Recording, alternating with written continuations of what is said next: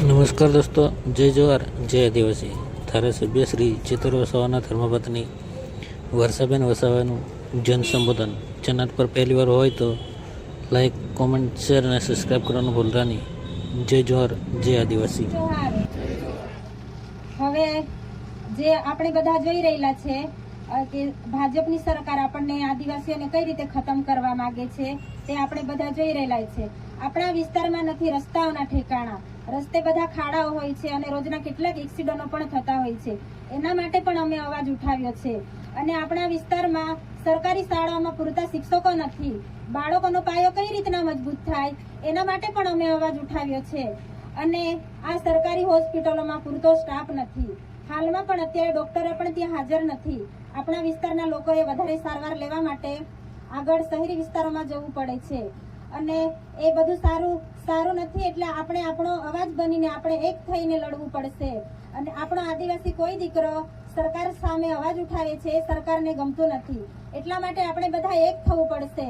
અને આપણે જોઈ રહેલા છે આજે ઘણી બધી જગ્યાએ નકલી કચેરીઓ પકડાય છે, નકલી પીએ પકડાય છે, નકલી એમએલએ પકડાય છે. એ કોના લીધે પકડાય છે?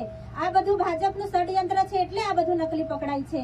એટલે હજુ પણ આપણે ચેક કરીએ તો ઘણું બધું નકલી પકડી શકીએ એમ છે. એટલે આપણે બધા સાથે રહેવાનું છે. અને આપણે જોઈ રહેલા છે કે આપણી વચ્ચે અત્યારે ધારાસભ્ય ચૈતરભાઈ હાજર નથી, પણ આપણે પોતે ચૈતરભાઈ છે એ માટે લોકોને પણ જાણ કરવાની છે અને એમની ખોટ આપણે કશે પડવા નથી દેવાની. એટલે આપણે આપણી લડત ચાલુ જ રાખવાની છે. આપણને ન્યાય તો મળવાની છે. સચ્ચાઈની હંમેશા જીત થાય છે. એટલે આપણે હંમેશા બધા સાથે રહેવાનું છે. આદિવાસી લોકોમાં કોઈ આગળ જાય એ કોઈને નથી ગમતું. એટલે આપણે બધા સાથે રહીને આપણી લડત લડવાની છે. એટલે તમે બધા સાથ સહકાર આપજો, અમારી સાથે રહેજો. અને આદિવાસીઓના બધા મુદ્દાઓનો અવાજ પણ અમે ઉઠાવીએ છીએ. જેવી રીતે એસટી સ્ટુડન્ટ અને સ્કોલરશીપ નથી મળી એ પણ અમે અપાવડાવી છે. એટલા માટે અને ટાટટેટના બધા વિદ્યાર્થીઓ માટે પણ અમે આંદોલન કર્યું હતું. એના માટે પણ અમે અવાજ ઉઠાવ્યો છે.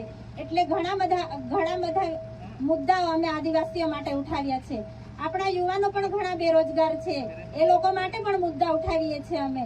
માટે બધા અમને સાથ સહકાર આપજો, અમારી સાથે રહેજો. એ જ મારી બધાને નમ્ર વિનંતી છે. Thank you.